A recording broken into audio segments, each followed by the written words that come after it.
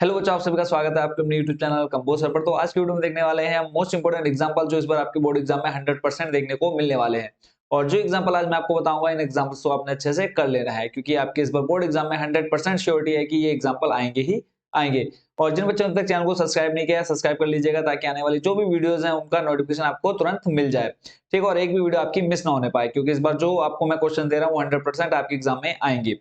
तो देर न करते हुए करते हैं वीडियो को स्टार्ट। और जो क्वेश्चन आप फर्स्ट देख रहे हैं, ये आपका चैप्टर फर्स्ट से है और एग्जांपल नंबर 7 है। ठीक है, हम एक एक एग्जांपल को समझेंगे और जो आपके इंपॉर्टेंट एग्जांपल है वही मैं आपको यहाँ दिखा रहा हूँ। कोई भी आपको यहाँ पे टाइम पास क्वेश्चन नहीं कराऊंगा। ठीक है, और बाकी अदरवाइज मैंने आपको लगभग हर चैप्टर के मोस्ट इंपोर्टेंट क्वेश्चन दे दिए हैं जो इस बार आपके बोर्ड एग्जाम में जो एक्सरसाइज के हैं वो भी दे चुका हूँ। ठीक है, लिंक डिस्क्रिप्शन में मिल जाएगा या ऊपर आई बटन पर देखने को मिल जाएगा।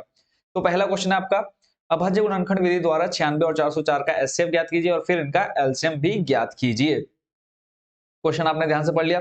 इसके लिए आपको सिर्फ एक जो फॉर्मूला याद रखना है, वो फॉर्मूला मैं यहाँ पे लिख देता हूँ। फॉर्मूला है बच्चों, दोनों संख्याओं का गुणनफल, दोनों संख्याओं का गुणनफल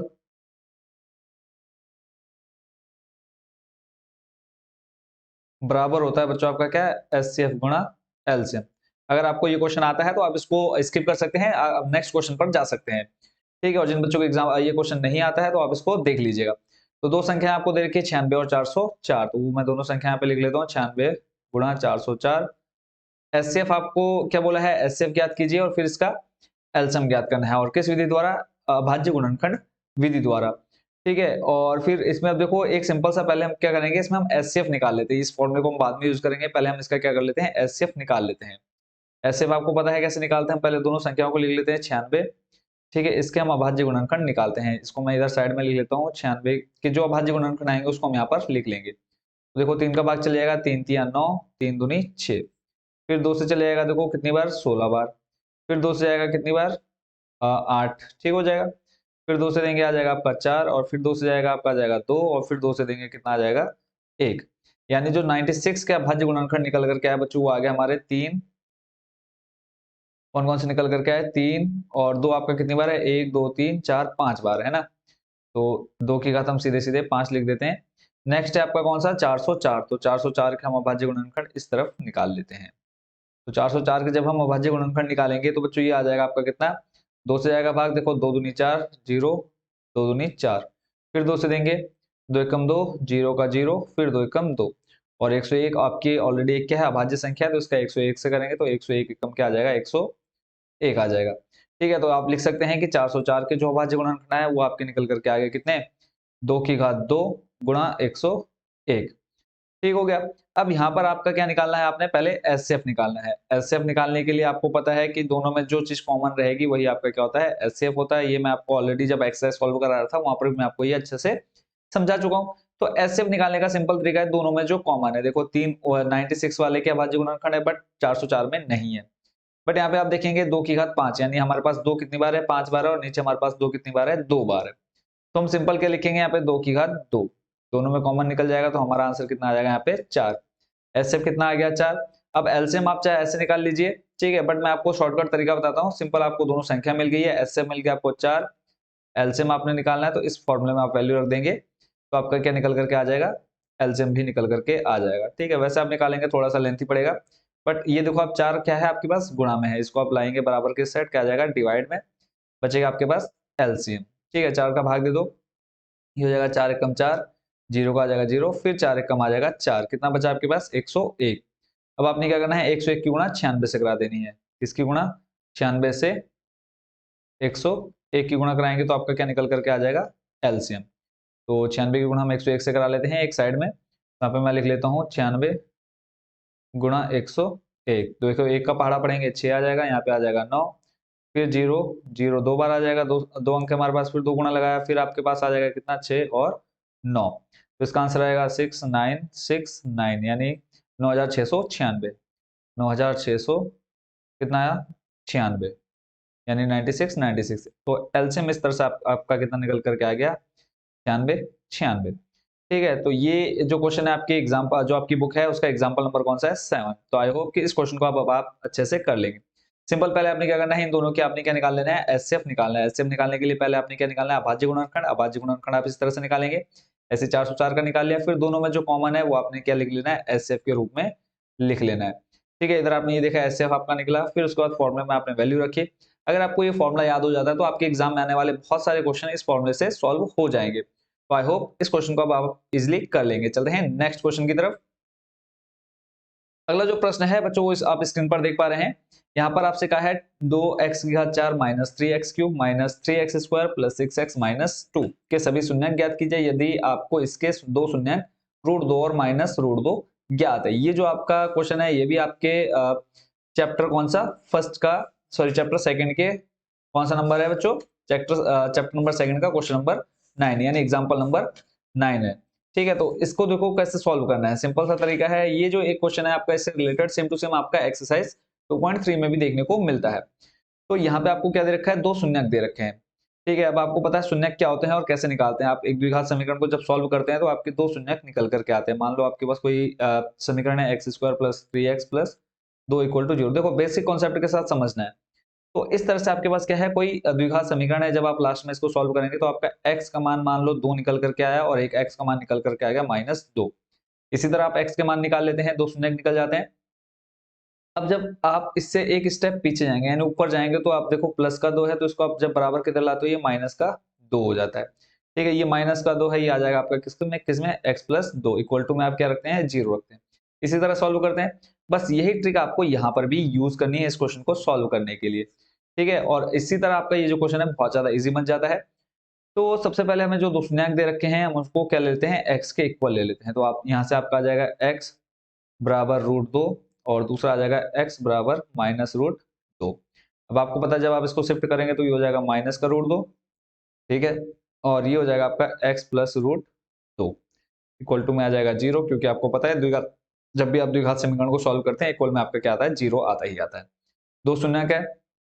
अब उसके बाद यहाँ पे आप देखेंगे ये आपकी एक आइडेंटिटी बन रही है a - b और a + b। ठीक है, क्या होता है बच्चों, ये होता है a² - b²। ये तो आप अच्छे से जानते ही हैं। अब यहाँ पे हमने क्या करना है, सिंपल a² - b² वाला फॉर्मूला लगाना है। तो a की जगह पे आपके पास कितना है x और b की जगह पर आपका कितना है √2। यहाँ पे हम मान रख देते हैं, देखो a की जगह पर आ जाएगा आपका x और ऊपर स्क्वायर लग गया, माइनस b का मान आपके पास कितना है √2 और इसका स्क्वायर करेंगे तो बच्चों इसको जब सॉल्व करेंगे तो आ जाएगा आपके पास x² और इधर आपके पास बचेगा -2। √2 का स्क्वायर रूट जब आप करोगे तो 2 ही आएगा। ठीक है, तो ये आपको एक द्विघात समीकरण मिल गया। अब सिंपली आपने क्या करना है, इस द्विघात समीकरण में क्या करना है, भाग देना है। किससे भाग देना है, इसको हम ऊपर ले चलते हैं ताकि यही क्वेश्चन के साइड में आपका ये पूरा सॉल्व भी हो जाए। ठीक है, यानी अब आपको मिल गया एक द्विघात समीकरण x² - 2। इससे अब भाग देना आपने किसमें, 2x⁴, फिर आपके पास है -3x³, नेक्स्ट आपके पास -3x², फिर आपके पास +6x और फिर आपके पास कितना -2। अब इसको आपने क्या करना है, सॉल्व करना है। ठीक है, अब देखो इसको सॉल्व करने का जो सिंपल सा तरीका है वो मैं आपको यहाँ पे डायरेक्ट दिखा देता हूँ, जो आपको इधर उधर ज्यादा भटकाएगा नहीं। सबसे पहला काम क्या करना है, आपने पहले वाले को इस x² के बराबर करना है, या आप ये कह सकते हैं कि x² को मुझे इसके बराबर करना है। ठीक है, बराबर करने के लिए मुझे यहाँ किससे मल्टीप्लाई करानी पड़ेगी, कैसे निकालना है। ठीक है, वो ये उन बच्चों के लिए है जिनको भी इसकी ABCD भी नहीं आती है। तो बराबर करना है, सिंपल आपने क्या करना है, इस तरह से आपने लिखना है 2x किसको किसके बराबर करना है, इस 2x⁴ को x² के बराबर करना है। तो आप इससे क्या करेंगे, सिंपल भाग दे दो। ठीक है, जब आप इससे भाग देंगे तो आपको पता है ऊपर 4 है, x कितना है 4 है, तो इसको अगर मैं खोलूंगा तो आपके पास x कितनी बार आ जाएंगे, 4 बार, 2 3 4 बार आ गया और बट्टे में आपके पास कितने हैं, 2x है, यानी x गुणा x है। 2x से आपके 2x कट जाएंगे, आपके पास क्या बचेगा, यहाँ पे एक x ये और सामने 2। यानी अब अगर आपको ये बराबर करना है, यानी x² को मुझे 2x⁴ के इक्वल करना है तो किससे मल्टीप्लाई करानी पड़ेगी, 2x² से। बस वही लाइन आपने यहाँ पर लिख देनी, क्या आ जाएगा 2x²। आई होप बच्चों ये चीज आप समझ गए होंगे। अब वापस अब इसको आगे करते हैं सॉल्व। पहली लाइन आपको समझ में आ गई कि 2x², ये 2x² कहां से आया, मुझे मैंने क्या किया, इसको इससे भाग दिया, मुझे ये मिल गया। ठीक है, यानी जब मैं x² की गुणा 2x² से करूंगा तो मेरे पास आ जाएगा 2x⁴। फिर अब आपके पास इधर कितना है, पीछे -2 भी है। ठीक है, -2 दिख रहा है, इस -2 की गुणा इस 2x² में करानी है। मैंने लिखा -2 गुणा 2x²। ठीक है, देखो 2 की 2 से गुणा हो जाएगी, हो जाएगा 4, सामने माइनस है, माइनस लग गया, पीछे आपका x² गुणा में, तो ये आ जाएगा -4x²। अब स्क्वायर वाला पद आप देखेंगे कहां पर है इस पूरे अगर हम समीकरण में देखेंगे तो आप कहेंगे तीसरे नंबर पर। बस इसी के नीचे आपने क्या लिख देना है, -4x²। क्लियर हो गया। अब आपको पता है जब आप भाग को सॉल्व करते हैं, जैसे एग्जांपल में मैं आपको यहाँ समझाऊं, तो यहाँ पर है आपका कितना 37 मान लिया मैंने, ठीक है। अब 6 अंक होता है कितना 36। अब इसके आगे आप क्या करते हैं, घटाते हैं ना हमेशा। आप भले चिन्ह ना लगाते हो, बट आप हमेशा क्या करते हैं, घटा करके यहाँ पर जो शेष बचता है वो आप लिख देते हैं। वही चीज अब आपने यहाँ पर कर देनी है, यानी चिन्ह बदल देने हैं आपने, और कुछ नहीं करना है। क्या करना है, चिन्ह बदल देने हैं। जो आपके पास प्लस में है वो माइनस में चले जाएगा, और जो माइनस में है वो प्लस में आ जाएगा। देखो ये प्लस का 2x⁴ है, ये माइनस में आ जाएगा, ये माइनस में है, ये प्लस हो जाएगा। बस इतना याद रखना है कि जो चिन्ह है नीचे वाले के पास, उसका उल्टा चिन्ह आपने लगा देना है। ऊपर अब आपके पास कितना है, प्लस का 2x⁴, और नीचे भी आपके पास माइनस में 2x⁴, दोनों एक दूसरे से कट जाएंगे। ऐसे ही यहाँ पर अब जो आपके पास बचा माइनस का 3x⁴। क्या बचा, -3x⁴। फिर आपके पास देखो प्लस का 4 है, ऊपर माइनस का 3 है, 4 में से 3 जाएगा, बचेगा 1, और पीछे आपका क्या है, x², और प्लस का बड़ा है तो यहाँ पे प्लस का क्या बचेगा बच्चों, आपके पास x²। फिर इधर आपके पास जो शेष बचा उसको आपने वैसे का वैसे ही नोट कर लेना है। फिर वही चीज रिपीट करनी है मुझे, इसको इसके इक्वल करना है। हमने यहाँ देखो पहले वाले को पहले के इक्वल किया था, वापस हमने इसको इसके इक्वल करना है। ठीक हो गया। अब पहला काम तो देखो यहाँ पे माइनस है, यहाँ पर माइनस नहीं है, तो यानी आपको एक तो माइनस देना पड़ेगा। फिर अगर हम इसको उसी तरीके से सॉल्व करें, 3x³ है, तो माइनस में ऑलरेडी यहाँ लगा चुका, इसलिए मैं यहाँ पे माइनस नहीं लगा रहा हूँ। और आपके पास x² है, देखो स्क्वायर से यहाँ से आपका क्या कट जाएगा, ऊपर 3 है, 3 में से जब आपका 2 चले जाएगा, क्या बचेगा आपके पास, सिर्फ 3x बचेगा। तो यहाँ पे मैं लिख देता हूँ 3x। ठीक है, आप चाहें तो उसको पूरा जैसे मैंने पहले सॉल्व किया था इस तरह से भी इसको आप सॉल्व कर सकते हैं। ठीक है, अगर समझना चाहते हो तो आप पूरा वैसे भी सॉल्व कर सकते हैं। बाकी आई होप कि ज्यादातर बच्चे हमारे सारे होशियार हैं, तो वो इतने में ही समझ गए होंगे। ठीक है, तो यानी 3x से जब मैं x² की गुणा कराऊंगा तो बच्चों बन जाएगा 3x³ माइनस, ऑलरेडी देखो ये माइनस और ये प्लस माइनस बन जाएगा। फिर -2 की गुणा हम 3x में कराएंगे, तो ये माइनस और ये माइनस मिलके क्या बन जाएगा बच्चों, प्लस। और 3 की गुणा 2 से कराओगे, हो जाएगा 3 दूनी 6, 6x आ जाएगा। बट किसका, प्लस का 6x। क्लियर हो गया। फिर चिन्ह हमने क्या करना है, बदल देने। नीचे हमारे पास माइनस है, प्लस आ जाएगा, ये प्लस है, ये माइनस हो जाएगा। एक प्लस में एक माइनस में कट, एक प्लस में एक माइनस में कट, बचा आपके पास क्या, x² - 2। अब फिर से वही काम करना है, बराबर करना है। यहाँ पे x² है, नीचे भी आपके पास क्या है, x² है। तो बराबर करने में क्या, सिंपल, अगर आप देखोगे x² और बट्टे में क्या x², इसको सॉल्व करोगे कितना आएगा, 1। तो यहाँ पे सिंपल आपने क्या लिख दिया, प्लस का 1, तो ये आ जाएगा। देखो x² की गुणा जब आप 1 में कराओगे बन जाएगा आपका x²। ऐसे ही -2 की गुणा +1 में कराओगे तो बन जाएगा आपका -2। ठीक है, चिन्ह बदलना आपने, माइनस प्लस, ये कट हो गया, ये कट हो गया, शेषफल बचा आपके पास क्या, 0। अब यहाँ पे आपको क्या मिल गया, एक द्विघात समीकरण मिल गया। क्या मिल गया, द्विघात समीकरण। क्वेश्चन में हमसे क्या पूछा था कि सभी शून्यक ज्ञात करने हैं। देखो घात 4 है तो आपके 4 शून्यक निकलते ही हैं। अगर मान लो द्विघात समीकरण है तो उसके कितने शून्यक होते हैं, 2। ऐसे ही त्रिघात समीकरण है तो उसके 3 शून्यक हो जाएंगे। और अगर 4 है घात तो उसके 4 शून्यक होंगे। 2 आपको दे रखे हैं, 2 और आपने निकालने हैं। बाकी का 2 आप कैसे निकालेंगे, जो आपको द्विघात समीकरण मिला है इसको आपने सॉल्व करना है। तो आपके पास द्विघात समीकरण मिला 2x², फिर आपके पास है माइनस का 3x और प्लस का 1 इक्वल टू में 0। आपका क्यों, क्योंकि आपके पास क्या है, द्विघात समीकरण है। अब इसको सॉल्व करना है। सॉल्व करने के लिए आपको ये पता है कि पहले वाले और अंतिम पद के हम क्या कराते हैं, हमेशा गुणा कराते हैं। यानी गुणा करने पर आपका कितना आना चाहिए, देखो 2 की गुणा आप 1 से कराओगे तो आ जाएगा कितना, 2 एकम 2। फिर आपने अंतिम पद से पहले चिन्ह देखना है इस जगह पर। ठीक है, तो आपके पास चिन्ह देखेंगे क्या है, प्लस। ठीक है, और बीच में उसके बाद फिर बीच में आपके पास संख्या कौन सी है वो देखना है, आगे चिन्ह नहीं देखना, सिर्फ संख्या देखनी है यहाँ पे। तो कितना है, 3।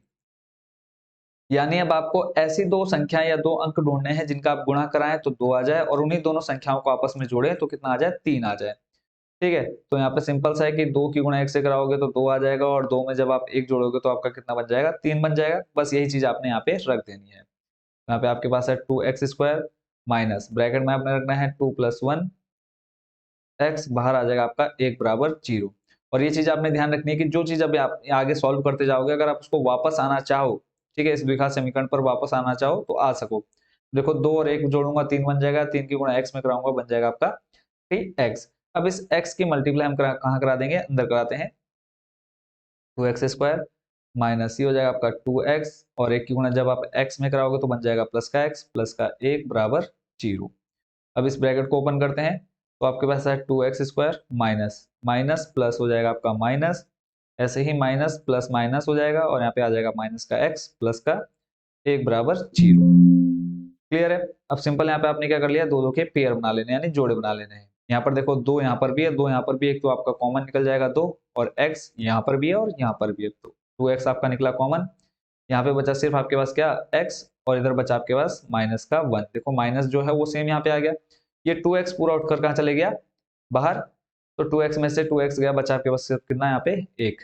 ऐसे ही माइनस, यहाँ देखेंगे आपके पास क्या कॉमन है, देखेंगे आपके पास कुछ भी कॉमन नहीं मिल रहा है, तो सिंपल आपने क्या ले लेना है 1, और अंदर बचेगा आपके पास x माइनस का 1 बराबर 0। अब कई बच्चे यहाँ पर कंफ्यूज हो जाएंगे, बोलेंगे सर ऊपर तो प्लस है बट नीचे क्या आ रहा है आपका माइनस आ रहा है ना। तो यहाँ आपने बिल्कुल भी कंफ्यूज नहीं होना है। सिंपल सा है कि देखो जब आप ब्रैकेट को ओपन करोगे तो ये माइनस प्लस बन जाएगा आपका माइनस का x, फिर ये माइनस माइनस बन जाएगा आपका प्लस। ठीक है, तो अब यहाँ पे अगला जो स्टेप है, देखो यहाँ पे x माइनस वन दोनों सेम है, तो इसको हम वापस क्या करते हैं, कॉमन निकाल लेते हैं। x माइनस वन कॉमन निकला, फिर यहाँ पे देखो जब आपका ये x माइनस वन पूरा बाहर गया, क्या बचा यहाँ पे 2x बचा है, मैंने 2x लिख लिया। ऐसे ये पूरा x माइनस वन बाहर गया, आपके पास बचा माइनस का 1 बराबर में 0। ठीक है, अब x माइनस वन और 2x माइनस वन को हम अलग अलग ले लेते हैं, किसके इक्वल में, 0 के इक्वल में। ऐसे x माइनस वन जब हम बराबर 0 लेंगे तो x का मान आ जाएगा आपका कितना, प्लस का 1। ठीक है, ऐसे ही दूसरा जो आपके पास कितना है 2x माइनस वन, इसको हम ले लेते हैं 2x माइनस वन बराबर 0, तो यहाँ से आ जाएगा 2x बराबर माइनस का 1 है, बराबर किधर जब आप लाओगे इसको, ये हो जाएगा प्लस का 1, और x बराबर हो जाएगा, देखो दो गुणा में है, जब आप बराबर की साइड लाओगे तो आ जाएगा बट्टे में, तो x के जो दो शून्यंक निकले वो आपका निकल गया 1/2 और 1 हो गया आपका 1। ठीक है, तो इसके जो 4 शून्यंक हो गए वो भी आप यहाँ पे लिख सकते हैं, दो तो ऑलरेडी दिए हुए हैं, तीसरा आपका जो निकल के आया एक आया एक, और दूसरा आ जाएगा आपका 1/2, तो 4 शून्यंक आपके इस क्वेश्चन के निकल गए। ठीक है, तो ये क्वेश्चन भी अब आपने अच्छे से समझ लिया, और आई होप कि अब इस क्वेश्चन को भी आप अच्छे से सॉल्व कर लेंगे। ठीक है, अब चलते हैं अगले प्रश्न की तरफ। अगला प्रश्न है बच्चों, इसमें कहा है दो व्यक्तियों की आय का अनुपात कितना है, 9:7 है, और उनके खर्चों का अनुपात 4:3 है। यदि प्रत्येक व्यक्ति प्रति महीने में 2000 रुपए बचा लेता है तो उनकी मासिक आय ज्ञात कीजिए।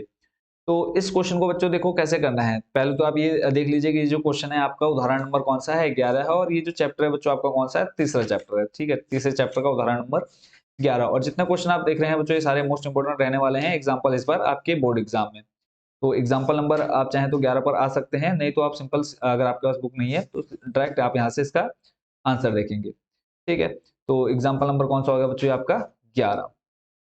तो इसमें देखो सिंपल आपने जो चीज करनी है, क्या करना है, पहले तो आपको देखो निकालना क्या है, बोला है उनकी मासिक आय ज्ञात करनी है। मासिक आय ज्ञात करनी है, यानी मासिक आय का मतलब हो गया कि वो एक महीने में कितना रुपए कमा रहे हैं। ठीक है, क्वेश्चन आपने अच्छे से पढ़ लिया, इसको मैं थोड़ा सा कर लेता हूँ छोटा सा। ठीक है, क्वेश्चन आप अभी भी इसको पढ़ पा रहे होंगे। सबसे पहले तुम क्या मान लेते हैं, माना दोनों व्यक्तियों की क्या मासिक आय। ठीक है, अनुपात दे रखा है, सिंपल हम क्या मान लेते हैं, उनकी आय मान लेते हैं, माना मासिक आय बराबर क्या मान लेते हैं, x। ठीक है, मासिक आय बराबर x, और दूसरा आपको दे रखा है खर्चों का अनुपात। ठीक है, यहाँ पे हम लिख लेते हैं खर्चों का खर्च मान लेते हैं हम y रुपए। ठीक है, ये आपका x रुपए और y रुपए हो जाएगा, ये रुपए को आप आगे लिख देना। ठीक है, रुपए x और रुपए y, तो अनुपात दे रखा है, तो यहाँ पे हम लिख लेते हैं प्रश्नानुसार। प्रश्नानुसार हमें अब देखो मासिक आय x, तो पहला वाला आपका कितना अनुपात दे रखा है 9, और दूसरा 7, तो पहला वाला आपका कितना हो जाएगा 9x। ठीक है, और पहले व्यक्ति की आय। ठीक है, यहाँ पे हम लिख लेते हैं पहले व्यक्ति की आय बराबर पहले व्यक्ति की आय। पहले व्यक्ति की आय बराबर आपकी कितनी हो जाएगी 9x। ऐसे ही आपकी क्या हो जाएगी दूसरे व्यक्ति की आय। दूसरे व्यक्ति की आय अनुपात दे रखा है, तो दूसरे व्यक्ति की आय कितनी हो जाएगी बच्चों आपकी 7x। ठीक हो गया। ऐसे ही इसकी अगली लाइन भी यहीं सामने लिख लेते हैं, क्या है खर्च का अनुपात दे रखा है, तो पहला व्यक्ति का खर्च आज लिख लेते हैं हम, पहले व्यक्ति का खर्च, पहले व्यक्ति का खर्च। पहला व्यक्ति कितना खर्च कर रहा है बच्चों आपका 4, ठीक है, और हमने खर्च को क्या माना है y, तो ये हो जाएगा आपका 4y। ऐसे ही आपका हो जाएगा दूसरे व्यक्ति का खर्च, दूसरे व्यक्ति का खर्च बराबर कितना हो जाएगा 3y। ठीक है, अब उसके बाद आगे क्वेश्चन पढ़ते हैं। इसमें कहा है कि मतलब उनकी आय 9 है, ठीक है, पहले वाले का जो पहला जो कमा रहा है वो 9x है, उसमें से वो 4y खर्च कर दे रहा है, तो उसके पास कितना बच रहा है 2000 रुपए बच रहा है। अब देखो यहाँ पर प्लस होगा या माइनस होगा, तो अगर मैं आपको बोलूँ, अब मान लो आपने क्या किया 9000 रुपए कमाए, ठीक है, 9000 रुपए कमाए और आपके पास महीना खत्म होने के पास 2000 रुपए बच रहे हैं, तो क्या आप मुझे बता सकते हैं कि आपने कितने रुपए खर्च किए? तो सिंपल सा आप क्या बोलेंगे कि इस 9000 में से मैं अगर 2000 माइनस कर दूंगा तो मुझे क्या मिल जाएगा, ये पता चल जाएगा कितने हजार रुपए मैंने खर्च किए थे। यानी आप यहाँ पे देखो 9000 में से 7000 घटा रहे हो, तभी तो आपकी जो बचत है वो आपको पता चल रही है। तो ये हो गया आपका क्या, ये होगी आपकी आय 9000 रुपए, ठीक है, आपने खर्च किया, यानी आय में से जब हम खर्च घटाएंगे तभी तो हमारी क्या बचती है, तभी हमारी बच जाएगी बचत, ठीक है। तो वही बस हमने यहाँ पे सिंपल यही अब समीकरण यहाँ पे बना देने हैं। तो यहाँ पे हम लिख लेते हैं, ठीक है, पहला है देखो, पहला वाला जो व्यक्ति खर्च कर रहा है वो हमारा कितना खर्च कर रहा है 9x खर्च कर रहा है, सॉरी 9x कमा रहा है और खर्च कर दे रहा है उसमें से कितना 4y, और बचा कितना रहा महीने में 2000 रुपए, क्योंकि क्वेश्चन में बोला है कि दोनों व्यक्ति ही कितने बचा रहे हैं महीने के लास्ट में 2000 रुपए। ऐसे ही दूसरा लिख लेते हैं यहाँ पे, इसको मान लेते हैं समीकरण नंबर 1, और दूसरा जो व्यक्ति है वो कमा ले रहा है कितना 7x और खर्च कर रहा है 3y, और ये भी बचा रहा है महीने के लास्ट में कितना 2000 रुपए, इसको मान लेते हैं नंबर 2। ठीक हो गया, यहाँ तक अब आपको कोई कंफ्यूजन नहीं होनी चाहिए। अब इसके आगे का काम क्या करना है, इसको आप विलोपन विधि से सॉल्व करेंगे, बट आप पहले क्या कर लेते हैं, चाहे आप x या चाहे फिर y का मान आप क्या कर लो बराबर कर लो। क्या करना है, दोनों को, दोनों में से किसी एक को बराबर करना है। कैसे करेंगे बराबर, ठीक है, देखो बराबर करने का सिंपल तरीका क्या है, जो ऊपर संख्या है और जो नीचे संख्या है उनको अदला बदली करके गुणा करा दो। यानी आपने सिंपल क्या लिखना है, समीकरण 1 में 3 से गुणा करने पर, समीकरण 2 में 4 से गुणा करने पर, ठीक है, 2 और सॉरी पर 3 नीचे 4 से गुणा कराएंगे तो हो जाएगा देखो 9 18 9 3 27x, ठीक है, ऐसे ही माइनस हो जाएगा आपका कितना 12y, और इधर हो जाएगा आपका कितना 3 दूनी 6, यानी 6000, इसको आप समीकरण नंबर मान लो 3। ऐसे जब आप यहाँ गुणा कराओगे तो हो जाएगा बच्चों आपका कितना 28x, क्योंकि यहाँ किससे 4 से गुणा करा रहे हैं, माइनस का हो जाएगा 4 3 12y, देखो y के मान दोनों बराबर हो गए, ऐसे हो जाएगा आपका 4 दूनी 8000, ये हो जाएगा आपका समीकरण नंबर 4। अब यहाँ पे सिंपल आपने क्या करना है, विलोपन विधि से हल करना है। विलोपन विधि क्या होती है, x और y का अगर किसी एक का मान बराबर है तो सिंपल क्या कर देंगे, उसको घटा सकते हैं। देखो अब यहाँ पर हमें ये दोनों क्या हो गए बराबर हो गए, बट दोनों चिन्ह कैसे हैं माइनस के, तब हम क्या करेंगे इनके चिन्ह बदल देंगे, ये माइनस हो जाएगा, ये हो जाएगा आपका प्लस और ये हो जाएगा आपका माइनस, ठीक है, एक एक देखो माइनस हो गया, एक प्लस हो गया, एक कट हो जाएगा। 28x में से जब आप 27x घटाओगे, देखो बड़ा आपका क्या है माइनस का 28x, 28 में से जब आपका 27 घटेगा बचेगा आपके पास 1, और वो किसका x, ठीक है, यानी माइनस का क्या बचेगा आपके पास x बचेगा। ऐसे इधर आपके पास बचेगा कितना 8000 में से जब आपका 6000 जाएगा, तो बच्चों आपके पास बचेगा कितना माइनस का 2000, क्यों, क्योंकि आपके पास माइनस का 8000 बड़ा है और प्लस का 6000 है, तो इस माइनस से ये माइनस कट हो जाएगा, तो x का मान आपके पास बचेगा कितना 2000, ठीक है। ऐसे अब आपने y का मान निकालना है, y का मान निकालने के लिए इसको हम ऊपर ले चलते हैं, यहीं पर साइड में सॉल्व कर लेते हैं। तो यहाँ पे हम लिख देते हैं x का मान समीकरण 1 में रखने पर, किसी भी समीकरण में रख सकते हो, आपने 4 समीकरण निकाल दिए हैं, x का मान समीकरण 1 में रखने पर,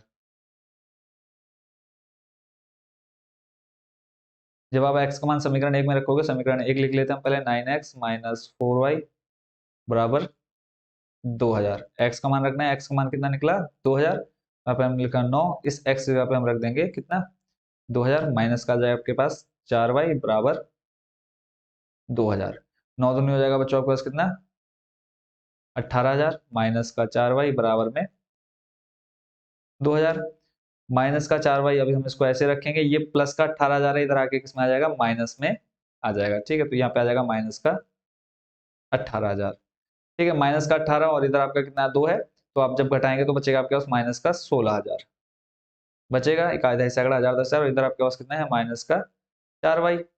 अब जब आप इसको सॉल्व करेंगे, देखो ये माइनस से ये माइनस हो जाएगा, खत्म। और y, अब ये 4 गुणा में जब आप बराबर के इसको इस साइड लाओगे राइट साइड में, तो ये आ जाएगा किसमें, बट्टे में। 4 का भाग दे दो 16 से, 4 चौको 16। तो इस तरह से आपका y का जो मान निकल करके आ जाएगा 4, और पीछे आपके पास कितने जीरो है, 3 जीरो है। ठीक है, x का मान निकला आपके पास कितना, 2000, और y का मान निकला आपके पास कितना, 4000। ठीक है, तो पहले व्यक्ति क्या है, हमने माना था मासिक आय, हमें क्या निकालनी है, दोनों की मासिक आय निकालनी थी, है ना। तो मासिक आय निकालने के लिए देखो आपकी ये दे रखी थी हमने ऊपर 9x और 7x था ना हमारे पास, 9x और 7x। ठीक है, तो पहले व्यक्ति के लिए, अब ये जो चीज ऊपर थी बच्चों, आपको ये सिर्फ समझाने के लिए था। ठीक है, ये जो मैंने आपको स्टार्टिंग में लिखा है, ये सिर्फ समझाने के लिए था, इसको आपने क्वेश्चन में नोट नहीं करना। आप क्वेश्चन में नोट भी कर सकते हो, कोई प्रॉब्लम नहीं है, बट सिर्फ वो समझाने के लिए था। आप डायरेक्ट यहाँ से स्टार्ट करेंगे, पहले व्यक्ति क्या है 9x, दूसरे व्यक्ति क्या है हो जाएगी 7x, ऐसे ही खर्च आप यहाँ से स्टार्ट करेंगे। ठीक है, ये आपको सिर्फ समझाने के लिए था। अब लास्ट आपको देखो क्या दे रखा है, 9x और 7x हमने माना है, 9x और 7x। तो यहाँ पे पहले व्यक्ति क्या, क्योंकि हमें क्या बताना है, सिर्फ इनकी मासिक आय बतानी है, तो पहले व्यक्ति की मासिक आय हो जाएगी, पहले व्यक्ति की मासिक आय, पहले व्यक्ति की मासिक आय। ठीक है, मासिक आय आपके बच्चों कितनी हो जाएगी पहले व्यक्ति के लिए, x का मान आया आपका कितना, 2000। तो जब आप यहाँ पे 9 के साथ किसकी मल्टीप्लाई करा देंगे, 2000 की, तो ये कितना हो जाएगा बच्चों आपके पास, 9 दूनी 18,000। ठीक है, 9 और गुणा में आपका x का मान कितना निकल करके आया, 2000 रुपए। तो पहले व्यक्ति की जो मासिक आय निकल करके आगे बच्चों कितनी आएगी, 18,000 रुपए। वहीं अगर बोलता है कि उनका मासिक खर्च ज्ञात करो, तो खर्च ज्ञात करने के लिए आप कहाँ मल्टीप्लाई करते हैं, ये इस जगह पर, यानी 4 से आप x की मल्टीप्लाई करा देते हैं ऐसे, सॉरी y की मल्टीप्लाई करा देते हैं ऐसे, 3 के साथ y की मल्टीप्लाई करा देते, तो आपका क्या निकल करके आ जाता, उनका मासिक खर्च निकल करके आ जाता। क्लियर है, तो यहाँ पे आपका पहला कितना आ गया है, पहले व्यक्ति की मासिक आय 18,000 रुपए। ऐसे दूसरे व्यक्ति की मासिक आय कितनी आ जाएगी, दूसरे की, यहाँ पे सिंपल शॉर्ट में लिख देता हूँ दूसरे के लिए। तो दूसरे व्यक्ति के लिए आपका कितना था, जो इसका अनुपात दे रखा था, वो था आपका 7। ठीक है, 7 दे रखा था, तो आपने सिंपल 7 लिखा, और गुणा करा देनी आपने किससे, 2000 से। ठीक है, 2000 से मल्टीप्लाई करा दी, इस तरह से आ गया 7 दूनी 14,000। ठीक है, तो दूसरे व्यक्ति की मासिक आय कितनी होगी, 14,000 रुपए, और पहले व्यक्ति की मासिक आय कितनी आ गई, 18,000 रुपए। ठीक है, अगर क्वेश्चन में आपसे पूछता है कि इनका मासिक खर्च ज्ञात करो, तो जो आपका y का मान निकला है उसकी आपने मल्टीप्लाई यहाँ से करा देनी है। ठीक है, अगर इनके हम मासिक व्यय या खर्च की बात करें, तो यहाँ पे आ जाता 4 गुणा, और y का मान बच्चों आपका कितना आया था अभी, कितना, 4,000। तो यहाँ पे आप सिंपल 4 से 4,000 की गुणा करा देते, तो आ जाता 4 चौको 16,000। ठीक है, क्योंकि क्वेश्चन आपका घुमा फिरा करके देगा, और ऐसे ही यहाँ पे 3 की गुणा आप 4,000 से करा देते, तो ये आ जाता कितना, 4 3 12,000। ठीक हो गया। अब आप चाहें तो इसको चेक भी कर सकते हैं, आप इनका देख लो, पहला वाला कमा कितना रहा है, 18,000 रुपए। 18,000 में से वो खर्च कितना कर दे रहा है, 16,000 रुपए, और बचेगा आपके पास कितना, पहले वाले के पास 2,000 रुपए। ठीक है, ऐसे ही दूसरे वाले को चेक करो, पहला वाला कमा कितना रहा है बच्चों, 14,000 रुपए, खर्च कितना कर रहा है, 12,000 रुपए। तो जब आप 14 में से 12,000 घटाओगे, बचेगा आपके पास कितना, 2,000 रुपए। तो वही चीज हमको क्वेश्चन में बोल रखी है कि वो प्रत्येक महीने कितने हजार रुपए बचा ले रहे हैं, 2,000 रुपए बचा ले रहे हैं। तो इस तरह से बच्चों ये क्वेश्चन भी आपका हो गया कंप्लीट। ठीक है, आप चाहे तो इसका स्क्रीनशॉट लेकर के इसको आप और अच्छे से सॉल्व कर सकते हैं। ठीक है, अब चलते हैं आपके अगले प्रश्न की तरफ। नेक्स्ट क्वेश्चन देखते हैं। इसमें कहा है, दो अंकों की एक संख्या एवं उसके अंकों को पलटने पर बनी संख्या का योग 66 है। योग आपको दे रखा है कितना, 66। तो इस क्वेश्चन को अगर मैं बोलूं तो बहुत ही इजी वे में आप सॉल्व कर सकते हैं। ये इस टाइप का क्वेश्चन आपके बुक में भी है। अगर मैं बोलूं एक्सरसाइज आपकी जो 3.4 है, ठीक है, उसका एक्सरसाइज 3.4 का क्वेश्चन नंबर सेकंड का थर्ड नंबर सेम इसी टाइप का क्वेश्चन है। बट आपको क्या होता है कि कई बच्चे होते हैं कि अगर डिजिट भी चेंज हो जाए तो बच्चे क्वेश्चन को सॉल्व नहीं कर पाते हैं। ठीक है, तो इसलिए ये एग्जाम्पल भी आपके लिए इस बार मोस्ट इंपॉर्टेंट रहने वाला है, तो इस क्वेश्चन को भी आप अच्छे से समझ लीजिए। ठीक है, अब यहाँ पे दो अंकों की एक संख्या बोली है। अब दो अंकों की एक संख्या कहाँ से स्टार्ट होती है, आप सिंपल बोलेंगे सर 10 से स्टार्ट होती है, और एक से या 0 से लेकर के 9 तक आपके कितने अंक होते हैं, एक अंक होते हैं। जैसे ही हम देखो, अगर मैं बोलूं 50, ठीक है, तो 50 में देखो इकाई का अंक बच्चों आपका कितना हो जाएगा, यहाँ पे एक, क्या हो जाएगा बच्चों, इकाई का अंक एक, और दहाई का अंक आप बच्चों कितना बोलेंगे, देखो इकाई का, सॉरी, अगर मैं यहाँ इकाई और दहाई की बात करूँ तो आप बोलेंगे इकाई कितना हो जाएगा आपका, इकाई हो जाएगा आपका 0, और दहाई हो जाएगा आपका कितना, 50। ठीक है, इकाई का अंक अगर मैं देखो, आपने देखा होगा स्थानीय मान निकालते हैं ना, जैसे स्थानीय मान निकालते हैं 5 4 3, इसमें अगर मैं बोलूँ स्थानीय मान निकालना है तो आप देखते हैं, आप कैसे देखते हैं, इकाई, दहाई, सैकड़ा। दहाई यानी आपका इसका स्थानीय मान कितना हो जाएगा 40। एग्जाम्पल देखो, मेन एग्जाम्पल से अगर आपको समझ में आ जाता है तो क्वेश्चन में, इस क्वेश्चन में कुछ भी नहीं है करने के लिए, बस मेन यही चीज समझनी है जो मैं आपको समझाना चाह रहा हूँ। ठीक है, आपने जैसे स्थानीय मान निकालना सीखा है 5 4 3 2 6 इस तरह का, और यहाँ पे मैंने बोल दिया इस 4 का स्थानीय मान निकालो, तो आप गिनते हैं इकाई, दहाई, सैकड़ा, हजार, तो आप इसका कितना लिख देते हैं, 4000 लिख देते हैं। ठीक है, बस यही चीज आपने ध्यान में रखनी है, और अभी इसी मेथड से हम इस पूरे क्वेश्चन को बहुत ही इजी वे में सॉल्व करने वाले हैं। तो चलते हैं इस क्वेश्चन के सॉल्यूशन पर। सबसे पहले तो हम इकाई और दहाई अंकों को मान लेते हैं एक्स और वाई। ठीक है, एक्स वाई मान लेते हैं, जो भी आप चाहें वो मान सकते हैं। तो पहले हम क्या मान लेते हैं, सबसे पहले हम लिख लेते हैं माना इकाई का अंक, इकाई और दहाई के अंक को मान लेते हैं। माना दहाई व इकाई के अंक, या अलग अलग लिख लेता हूँ, ऐसे सेम टू सेम तो बुक में भी लिखा हुआ है, हम अलग अलग मान लेते हैं। माना, पहले हम मान लेते हैं किसको, यहाँ पे इन्होंने जो बुक में आपको दे रखा है, इन्होंने माना है किसको, दहाई को मान रखा है एक्स, तो यहाँ पे हम मान लेते हैं माना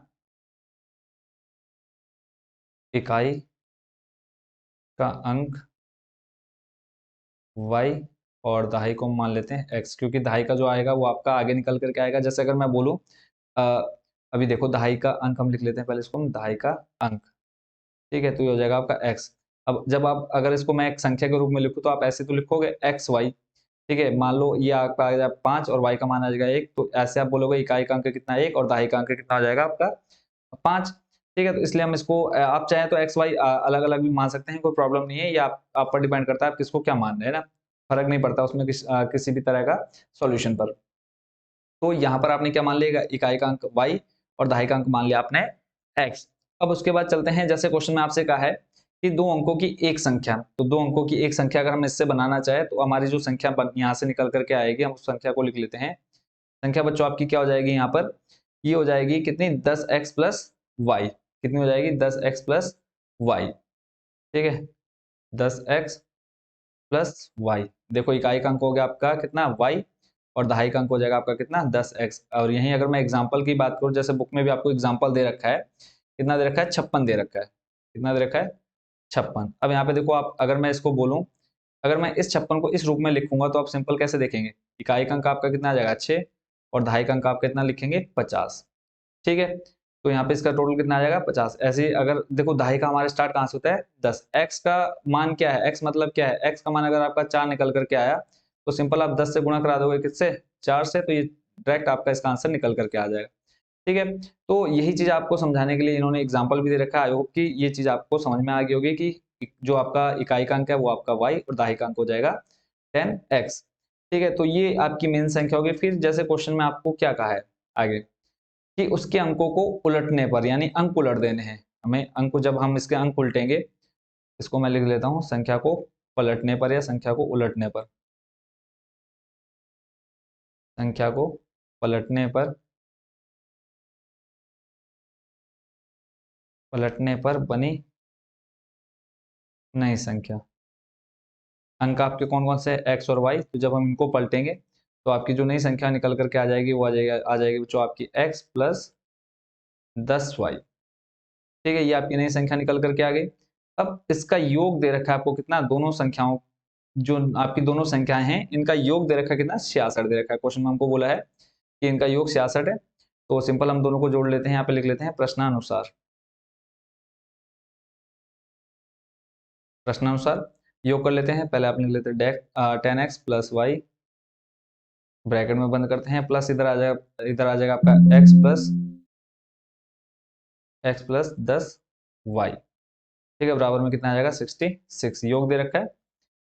सिंपल ब्रैकेट को खोलते हैं, देखो क्या मिलेगा आपको 10x प्लस वाई, ऐसे ही प्लस का आ जाएगा x प्लस का 10y, बराबर में कितना 66। दोनों को जोड़ेंगे 10 प्लस आ जाएगा आपका कितना 11x, ऐसे इधर आ जाएगा आपका कितना 11y बराबर 66।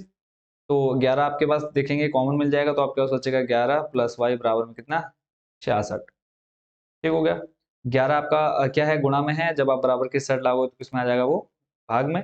तो 66/11, तो 11 संग आ जाएगा कितना 66। तो एक्स प्लस वाई बराबर कितना आ गया बच्चों आपके पास 6। समीकरण नंबर आपने मान लिया क्या इसको 1। ठीक है, यहाँ पे आपको एक समीकरण मिल गया है। और क्वेश्चन में आपको एक चीज और दे रखी है कि इनके जो अंतर है, यानी यदि संख्या के अंकों का अंतर, अब संख्या के अंक आपके कौन कौन से हैं यहाँ पे एक्स और वाई है, तो सिंपल आप यहाँ पे एक्स प्लस सॉरी अंतर हमेशा किस में आता है माइनस में। ये चीज आपने ध्यान रखना है, अंतर जब भी किसी भी दो चीजों या दो लोगों के बीच में अंतर निकालना हो तो हमेशा अंतर को दिखाया जाता है किससे माइनस से। तो इस अंतर को लेने के लिए आप क्या कर सकते हैं वाई माइनस एक्स भी कर सकते हैं, एक्स माइनस वाई भी कर सकते हैं, कोई फर्क नहीं पड़ेगा। तो इन दोनों अंकों के अंतर दे रखे हैं आपको कितना 2। ये आपका इसको आप मान लेंगे समीकरण 2 या समीकरण 1, कोई उससे फर्क नहीं पड़ेगा।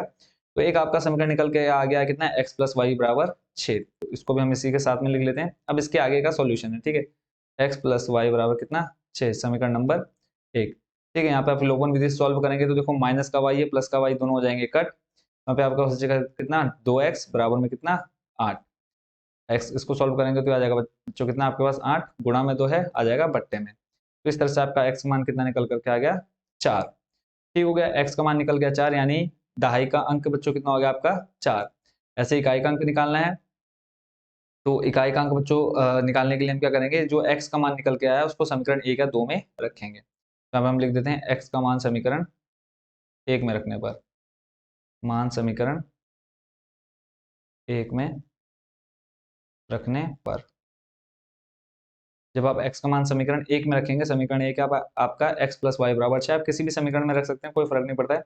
x प्लस वाई बराबर 6, x का मान आपका कितना है 4 प्लस आ जाएगा आपका y बराबर 6।